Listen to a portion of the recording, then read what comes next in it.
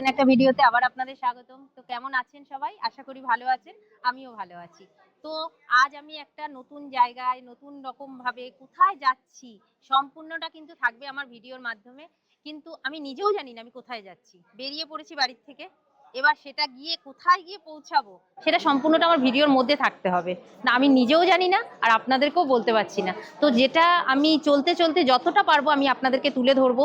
আপনারা আমার সাথে থাকুন ভিডিওটার মাঝখানে মধ্যে আপনারা হয়তো বুঝতেই পারবেন যে আপনারা দেখলেই বুঝতে পারবেন যে আমি কিন্তু কোথায় যাচ্ছি বা কি করছি সেটা আপনারা দেখতেই পারবেন। তো আমি এখন আপাতত মাঝেরহাট স্টেশনে রয়েছি। এবার আমি ট্রেন আসবে, আমি চলে যাব শিয়ালদা। শিয়ালদা থেকে আমার ট্রেন আছে। তো সেখান থেকে আমি কিভাবে যাচ্ছি, কোথায় যাচ্ছি, কোনখানে যাব সম্পূর্ণটা কিন্তু ভিডিওর মধ্যে থাকবেন। তো যা এখন অনুরোধ রইল ভিডিওটা সম্পূর্ণ দেখার জন্য। চলুন। তো আমি শিয়ালদা স্টেশনে চলে এসেছি। এবার আমি এই যে আমার ট্রেন, এই ট্রেনে এখন আমি উঠবো। এটি হচ্ছে কাঞ্চনকন্যা। এবার কাঞ্চনকন্যাতে করে কোথায় গিয়ে যাচ্ছি, কোথায় গিয়ে থামছি সম্পূর্ণটা দেখতে থাকুন। ট্রেনে উঠে আমার সামনে রয়েছে, তো আমি সেখানে এখন গিয়ে বগিতে উঠবো। উঠে ট্রেনে কখন ছাড়ে সেটাও আমি বলবো। 8:30-এ ছাড়বে কাঞ্চনকন্যাটা। তো চলুন। তো আমি ট্রেনে উঠে পড়েছি আর এই হচ্ছে আমার সিট পড়ে গেছে। এটা হচ্ছে 80 আর 87, এই পড়েছে আমার সিট। এই ট্রেনেই যাচ্ছি। চলুন আগে বসে নিয়ে তারপরে রাতে খাওয়া দাওয়া করবো। সারা রাত ধরে তো যেতে হবে। ছেড়ে দিয়েছে, এবার চলুন। ঠিক 8:30তেই ট্রেনটা ছেড়েছে। তো আমি তো ট্রেনে বসে পড়েছি। তো আমার কম্পার্টমেন্টেই আমি যেখানে উঠেছিলাম তো সেখানেই একজন উঠেছে। তো সেটা আপনারা হয়তো ফেসবুকে সোশ্যাল মিডিয়ায় দেখেইছেন যে কিছুদিন আগে বজবজের কাছে যে মহিলা যে চিকিৎসার অভাবে মারা গেছেন, নিউমোনিয়া হয়েছিল, ঠিকঠাক চিকিৎসা হয়নি। তো সেই তারই বাচ্চা, মানে এতটাই ছোট, শুনে আমার ভীষণ খারাপ লাগলো। তো সে আমার সঙ্গেই যাচ্ছে। তো আমি তাকে দেখাচ্ছি আপনাদেরকে। দেখুন, এই রয়েছে পুচকেটা। আমরা যেরকম সহযাত্রী হিসাবে তাদের সঙ্গে কথা বলি, তো কথা বলতে গিয়ে তখন শুনলাম যে এ যাচ্ছে কোথায় না, এ বাড়িতে যাচ্ছে, মামার বাড়ি যাচ্ছে মায়ের কাজ করতে। বাবু তোমার নাম কি বলো? হ্যাঁ, নাম কি তোমার? রিভু।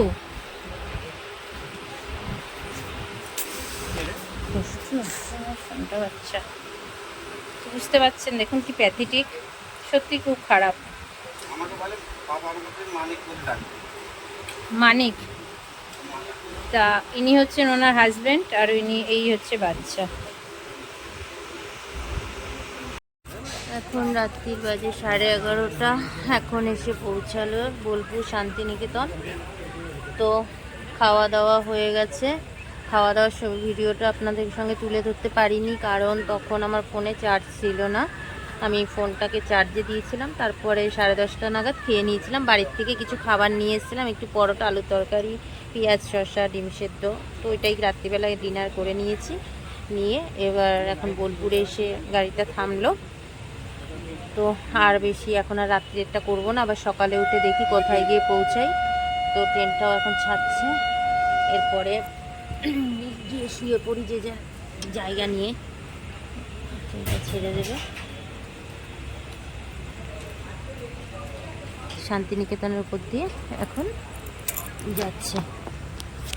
তাড়াতাড়ি গেল ট্রেনটা।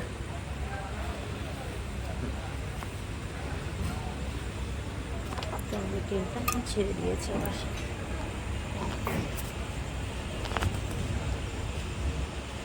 11:30 বাজেনি, 11:36। এখন বাজে 3টের সময় ঘুমটা ভেঙে গেল। উঠে দেখছি প্ল্যাটফর্মে দাঁড়িয়েছে, তখন হলো মালদাতে এসে দাঁড়িয়েছি। যাক,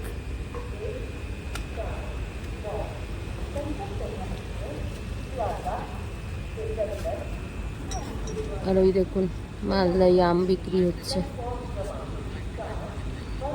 আর নামলাম না।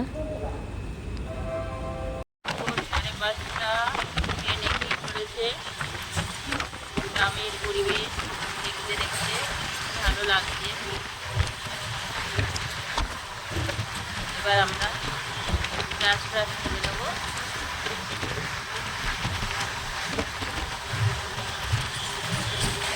আপনাদের দৃশ্যটা তুলে ধরলাম, ভালো লাগছে।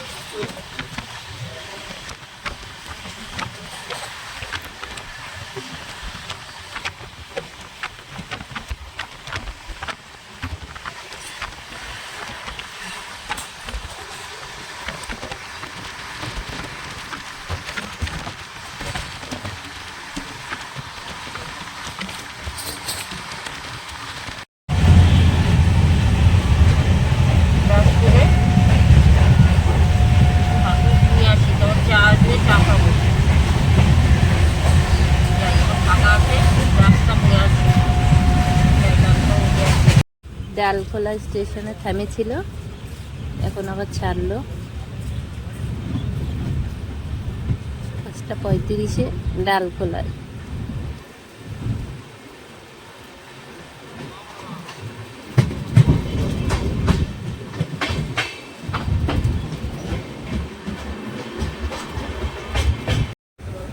কিষানগঞ্জ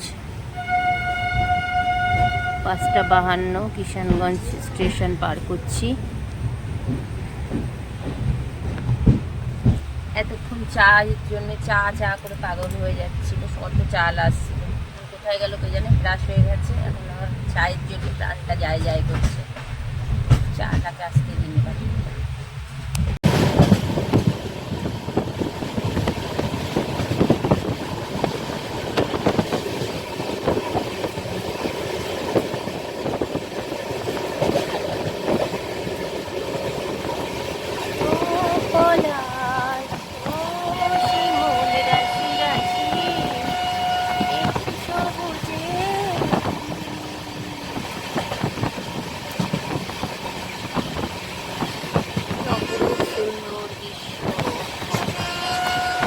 ইসলামপুর আসছে।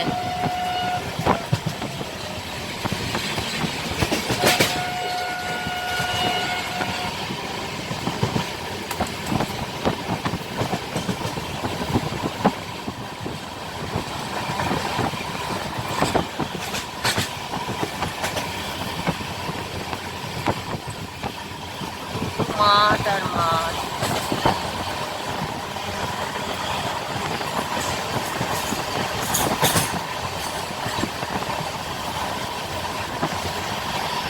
এই শিলিগুড়ি জংশনে নামলাম।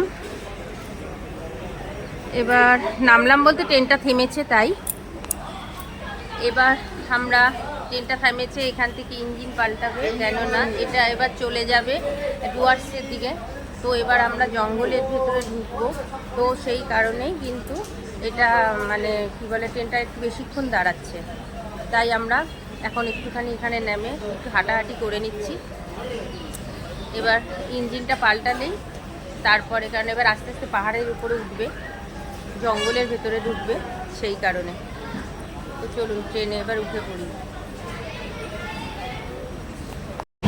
পুরো বিস্তীর্ণ এলাকা জুড়ে শুধু চা বাগান।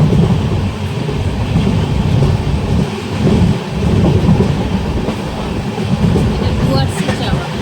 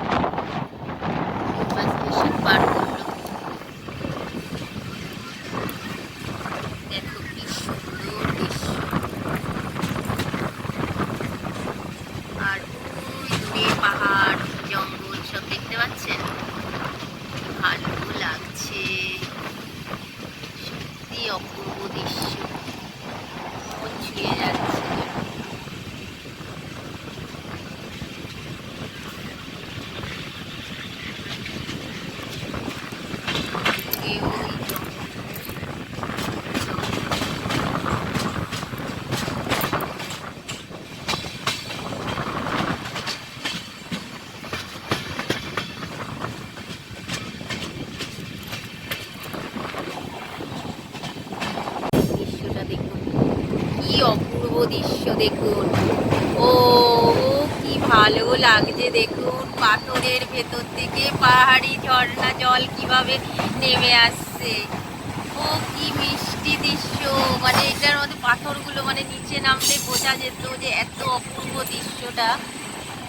পুরোটা জল আস্তে আস্তে করে পাহাড়ের উপর থেকে ঝর্ণার জল নিচে নেমে যাচ্ছে। আর এই যে জঙ্গল মহলের ভিতরে কিন্তু জঙ্গল মহল না, মানে জঙ্গলের ভিতরে কিন্তু আমরা প্রবেশ করেছি। এর ভিতরে কিন্তু বন্য হাতি যত কিছু আছে সমস্ত কিন্তু এর ভেতরেই থাকে। তো এখান থেকে বুঝতে পারছেন গাড়িটা কতটা স্লোলি যাচ্ছে, সেটা আপনারা বুঝতেই পারছেন দেখে যে কতটা স্লো যাচ্ছে।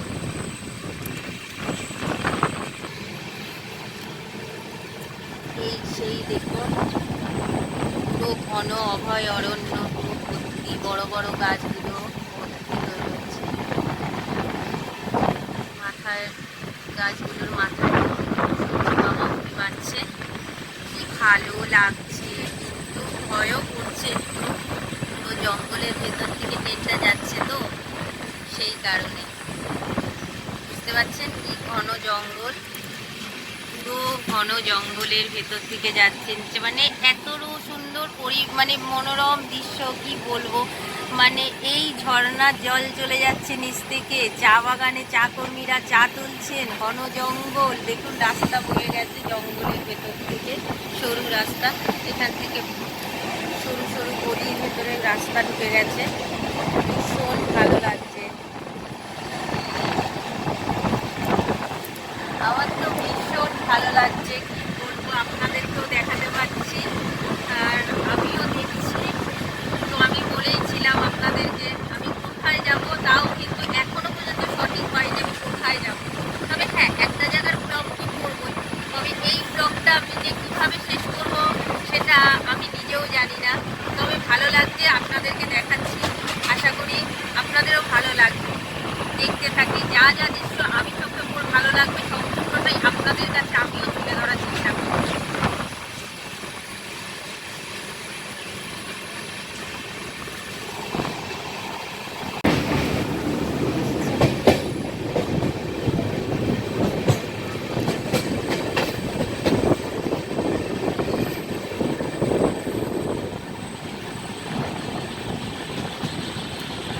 আওয়াজ ব্যাঙের ডাক নাকি পোকার ডাক।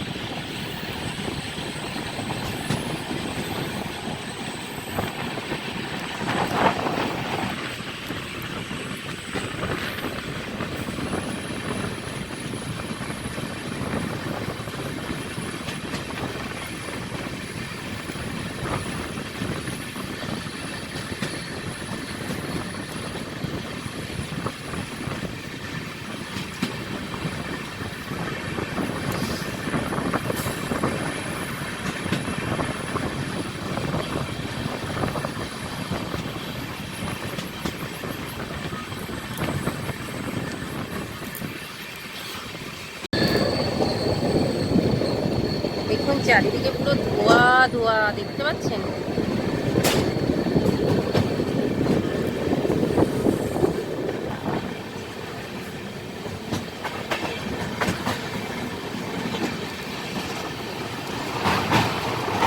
এই যে তিস্তা নদী দেখুন,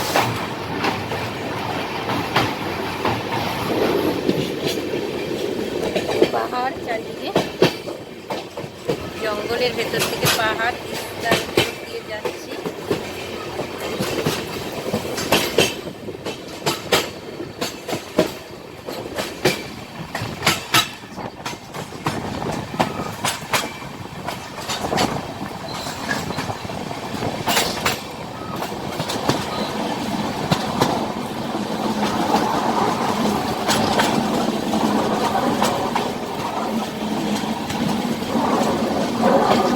এটা দেখুন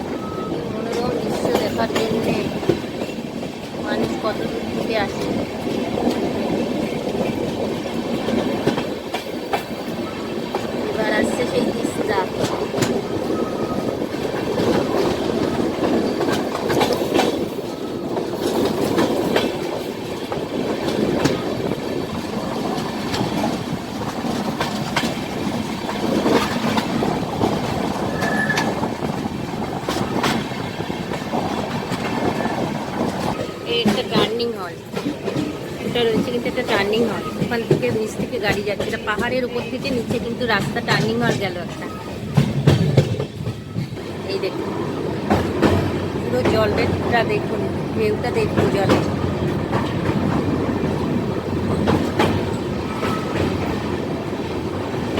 এটা হলো সেবকের নদী। আর উপরে দেখেছেন ধোঁয়াগুলো কিরকম, মেঘগুলো কিরকম ভেসে যাচ্ছে, উপরে মেঘগুলো দেখুন কিরকম ভেসে ভেসে যাচ্ছে, কি ভালো লাগছে দৃশ্যটা, অপরূপ সুন্দর দৃশ্য।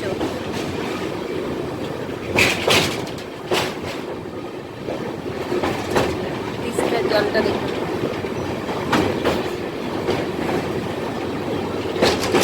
ওই যে একটা ব্রিজ, টার্নিং হলটা গেল ওই পাহাড়ের তলা দিকে, ওইখান থেকে তো ব্রিজের উপর দিয়ে গাড়িগুলো বেরোবে, আর পাহাড়ের উপর দিয়ে ধোঁয়াগুলো যাচ্ছে দেখুন, কি সুন্দর লাগছে দৃশ্যটা, অপূর্ব দৃশ্য।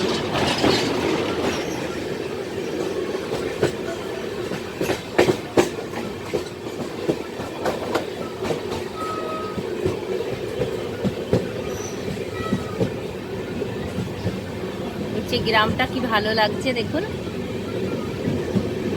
গ্রামগুলো।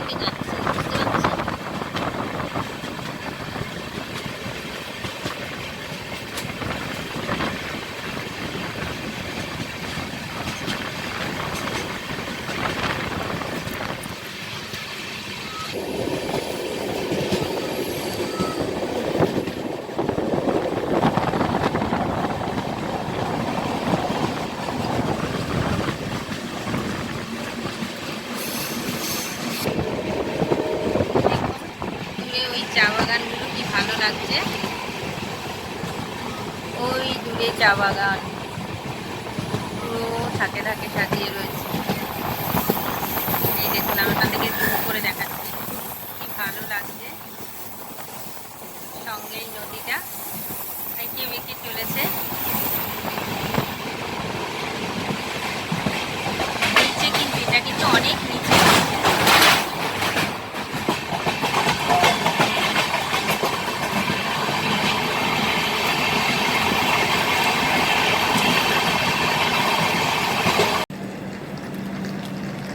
এই আমরা মাদারিহাটে এসে নামলাম অবশেষে।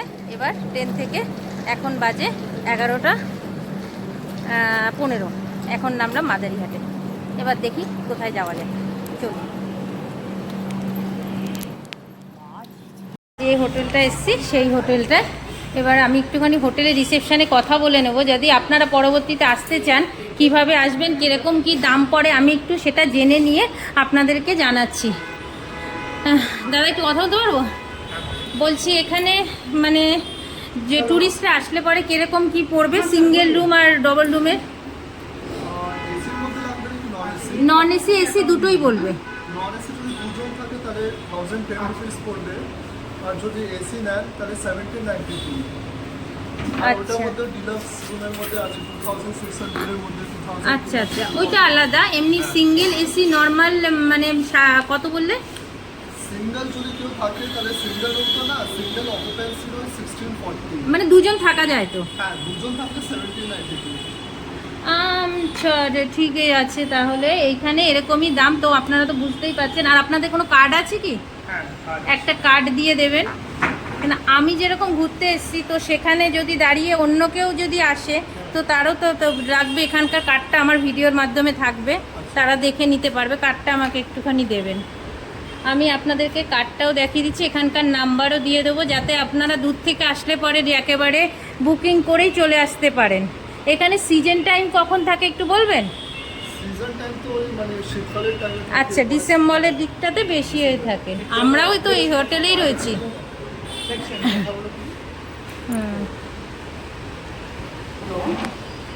একটা কার্ডের আমাকে একটা ছবি রাখবে।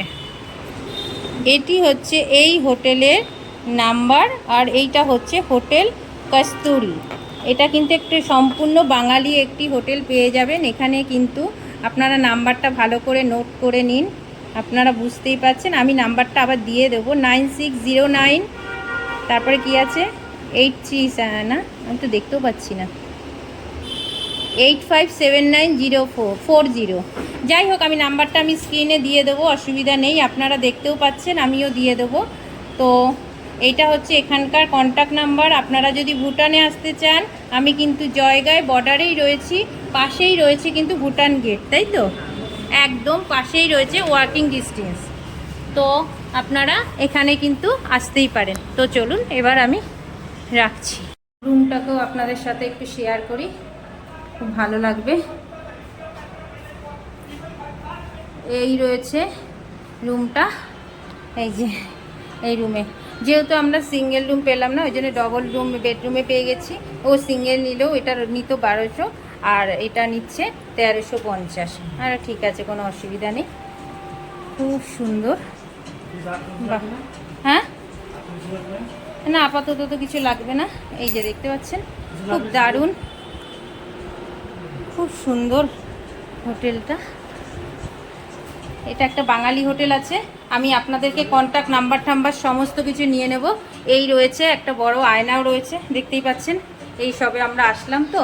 এই যে বাথরুমটাও বেশ সুন্দর, বাহ বেশ সুন্দর একটা বাথরুম রয়েছে।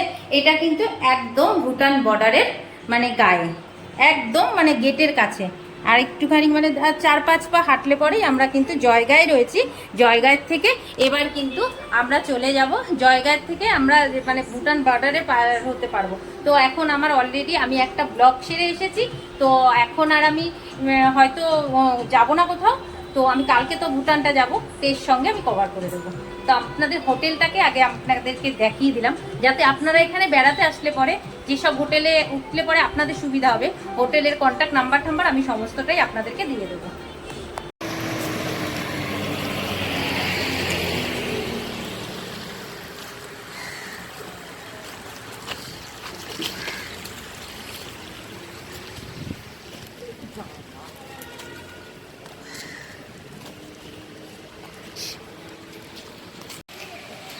এই বলেছিলাম না কোথায় যাব, সারপ্রাইজ।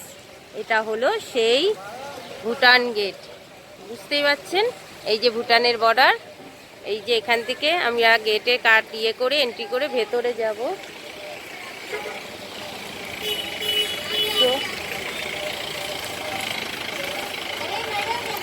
এই দেখতে পাচ্ছেন ভুটান গেট, নিশ্চয়ই আপনারা বুঝতে পারছেন, বৃষ্টিও পড়ছে। এটা হচ্ছে ভুটান গেট। আর এই ভুটান গেটে কিন্তু ঢুকতে গেলে পরে এই যে রোডটা দেখতে পাচ্ছেন, এই গেট থেকে কিন্তু শুধু গাড়ি এন্ট্রি নেয়, আর যারা সাধারণ পাবলিক যাবে তাদের জন্য কিন্তু সাইড দিয়ে এন্ট্রি রয়েছে। আমরা সেটা দেখাচ্ছি, আমরা সাইড দিয়ে যাচ্ছি, সেই সাইড দিয়ে আমি আপনাদেরকে সেটা দেখিয়ে দিচ্ছি। এইটা রয়েছে কিন্তু মেন এন্ট্রি গেটটা, এটা রয়েছে কিন্তু শুধু গাড়ি পার্কিংয়ের জন্য। আর সাইড দিয়ে রয়েছে, সেটা আপনাদেরকে আমি দেখাচ্ছি কোথা দিয়ে যেতে হবে। চলুন, এই যে রাস্তাটা দেখতে পাচ্ছেন, এখান থেকে ঢুকে আমাদের এন্ট্রি করতে হচ্ছে। এই যে এন্ট্রি করে এখানে কিন্তু সাধারণ মানুষটা কিন্তু এদিক দিয়ে যেতে হবে।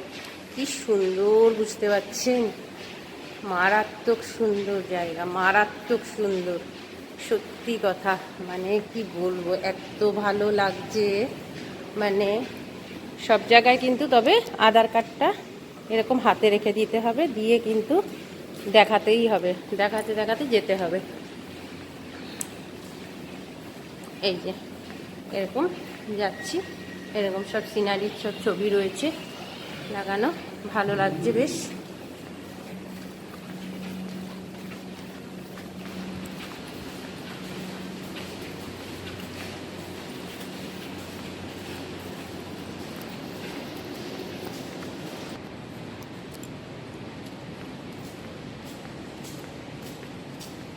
দেখুন এখানে কত রকমের সিস্টেম, পুরো একদম রুলস বাই রুলস করতে করতে সমস্ত কিছু দেখাতে হবে, করতে হবে, ভেরিফিকেশান করতে হবে, করে তারপরে কিন্তু এখানে যেতে হবে।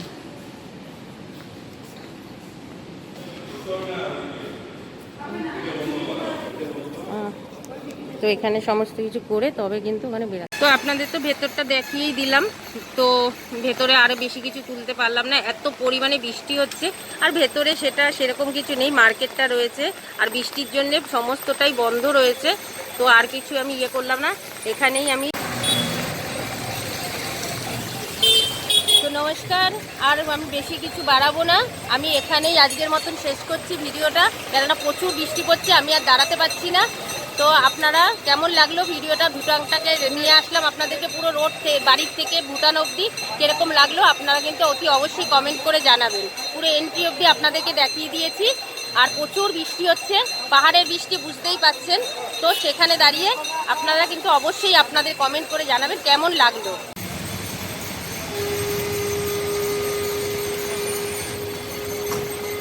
ওয়েস্ট বেঙ্গল লেখা থাকে না WB, আর এটা যে ভুটানের বলে এখানকার বাসের নাম্বার থাকে BP। দেখুন এখানকার গাড়ির নাম্বার করা, আর ভুটানীয় ভাষাতে যেরকমভাবে লেখা থাকে। তো এখানে এটা হচ্ছে এই যে ভুটান বর্ডারের ভেতরে ঢুকবে আর যাবে ট্রান্সপোর্টগুলো, এই যে বুম্পা হচ্ছে, এইগুলো হচ্ছে ভুটানের বাস। এই যে ভুটানের ভেতরে এইগুলো সব রাস্তাঘাট করে, কিন্তু ভীষণ পরিষ্কার, লিট অ্যান্ড ক্লিন।